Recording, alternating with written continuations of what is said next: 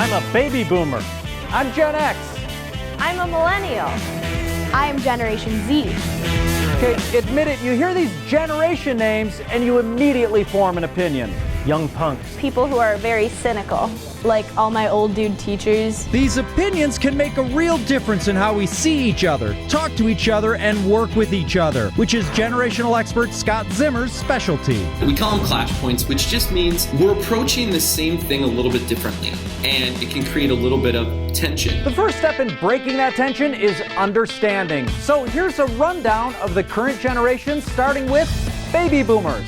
Born between 1946 and 1964, they put generational narcissism on the map. Huge generation, that's where they got their name. They were at their peak, they hit 80 million. They had to stand out. They're a very, very competitive generation. Yeah, those hippies are now workaholics, working 50, 60, even 70 hours a week. For them, hard work really meant FaceTime, and not the Facebook app, but actually being here. The longer I'm here, the harder I'm working. That's not to say they haven't embraced Facebook. I love Facebook.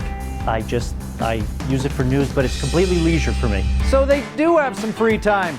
Next up, Generation X, the ones you probably forgot about, that were born roughly between 1965 and 1980. Xers were a generation of latchkey kids. We saw the divorce rate skyrocket. We saw more moms entering the workplace. Xers have a bit of middle child syndrome, so yeah, we have issues. I think of Generation X as a little bit pessimistic. Of course we are. We didn't win trophies for everything.